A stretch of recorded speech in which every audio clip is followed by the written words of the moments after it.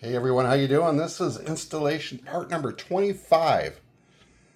Wow, hard to believe. Number 25 of my NFL hybrid set build from 1970 through 1973. Again, if you had a card issued between 70 and 73, you're going to be in this set one time. Whether you had four cards, you're going to have one card in there. If it was your only card, it'll be in here. And again, a lot of these cards are from my childhood collection, so that just makes it even a little bit more special, at least for me, in my opinion. And I sure do love going through these cards. Just a lot of great old names, players long forgotten, but man, they had decent careers, and it's fun to at least talk about them a little bit. So let's get into this. I always like to fold this over, and that way we can zoom in just a little bit and take a look at these players. Got a lot of 1971s. Got four of them on this sheet here. Anyways, we're going to start off with Cornell Gordon. 1971 tops. Again, you can see he's with the Broncos, but wearing a Jets uniform. In 1971, I could not figure that out. I was about 9 years old. It just didn't make much sense to me. Did not understand players being traded.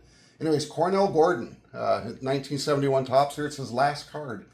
His rookie card was a 1968 tops, and this 71 is his only other card. He was drafted out of North Carolina A&T in 1964 with the 169th pick by the New York Jets. He played with the Jets from 65 to 69, and then the Broncos from 70 to 72. He won the starting corner defensive back job in 1967, but tore ligaments in the opening game and did not return until the last game. That whole season of 1967 was pretty well shot. Cornell was part of the Super Bowl III winning New York Jets team that beat the Baltimore Colts in Super Bowl III. He suited up in 83 games, starting 43, and had 14 interceptions and one fumble recovery for his career. Cornell Gordon. Then we got Dick Gordon, wide receiver with the Chicago Bears, 1971 card. And his rookie card is a 1967 Philadelphia. He also had cards issued in 71 and 72. He was drafted out of Michigan State by the Bears with the 88th pick in 1965. He played with the Bears from 65 to 71 and the Rams in 72. And then the Rams and the Packers in 73 and finished up with the Chargers in 1974.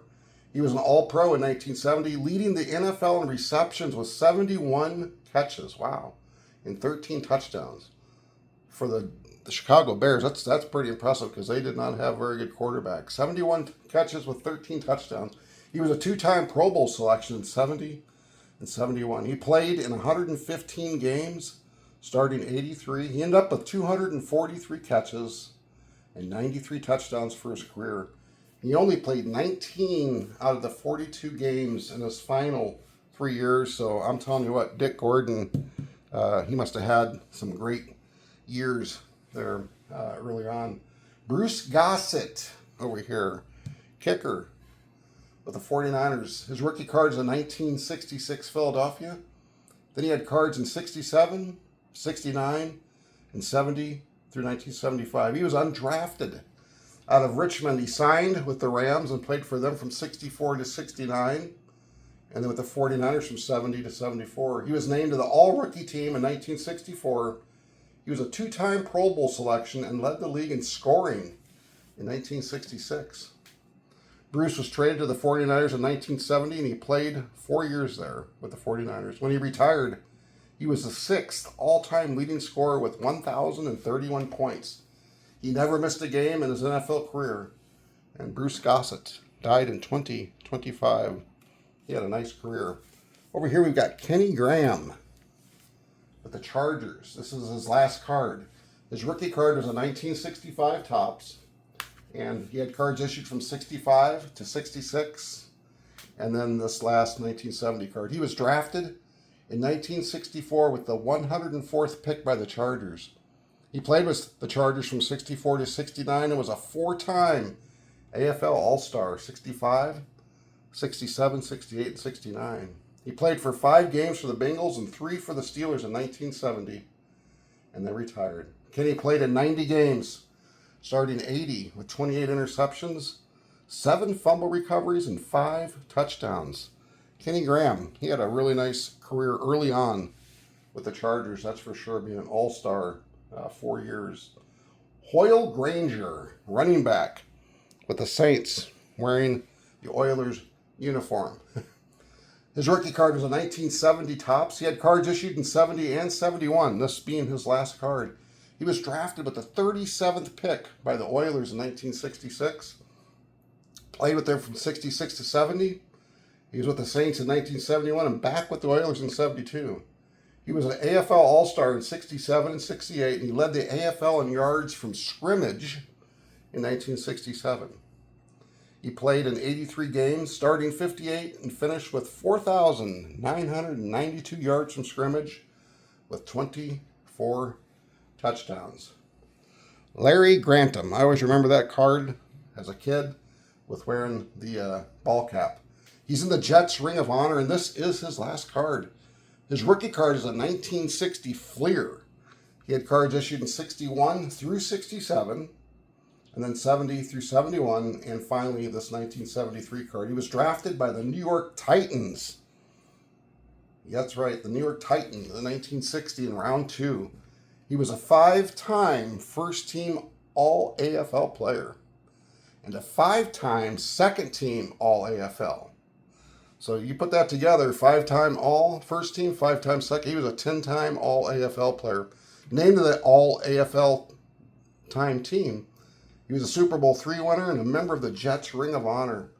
He suited up in 175 games, starting 166. He had 24 interceptions, 10 fumble recoveries with 2 touchdowns. And I'll tell you what, that's why I like going through these cards, because right there, you got Larry Grantham, a linebacker with the Jets, drafted by the New York Titans, 10-time All-AFL player. Had a really, really nice career. Then down here on the bottom, we've got Ken Gray. Ken Gray, it's his last card. His rookie card is in 1964. He had cards in 64 to 65, 67 to 68, and then this 1970. He was drafted by the Packers in 1958 and was the last player to be cut in training camp. The Chicago Cardinals, that's how far back that is. The Chicago Cardinals picked him up, and he played for the Cardinals from 58 to 69. He was their team captain from 63 to 69. After a series of knee injuries, the Cardinals waived him. The Oilers picked him up in 1970. He started 10 games for them. He retired after the 1970 season. Ken was a 7-time All-Pro pick from 1963 to 69. He played in 162 games, starting 144 games.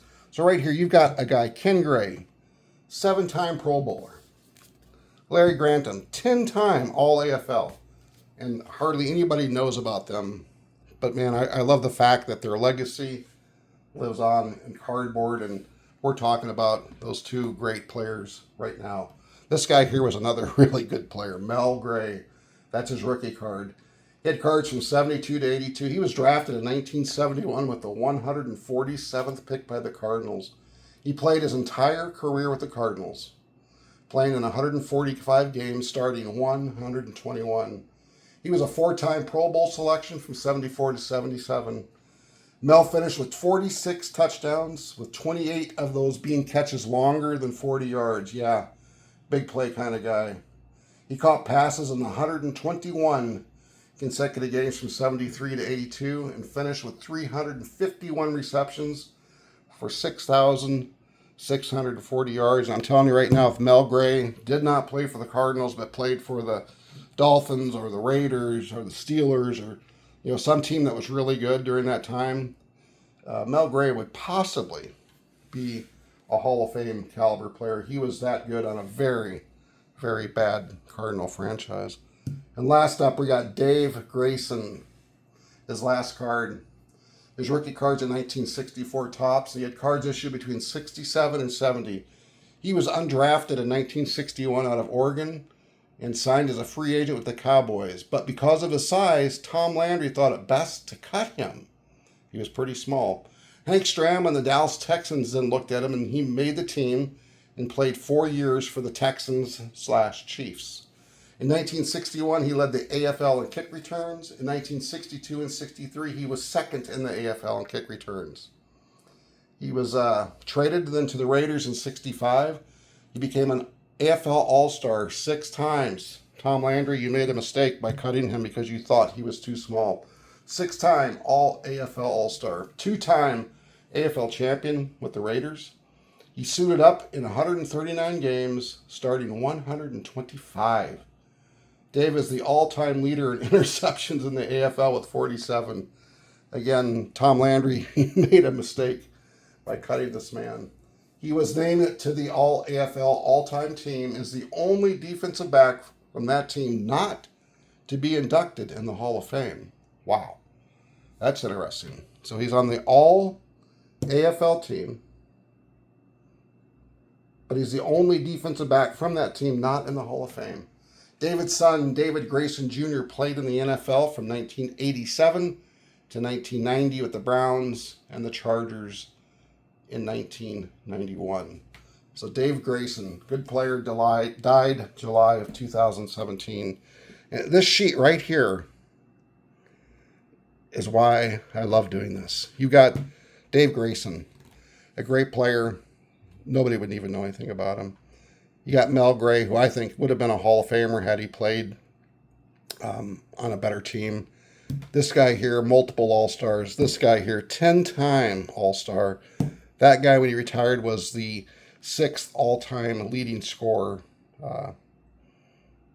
Just a lot of great players that we just don't know about, because they played on bad teams or small markets, or you know what?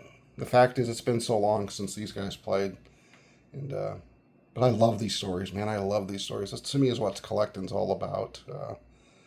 I kind of like this better than having some high-end slabs sitting on a wall. Players that I never even really appreciate and talk about.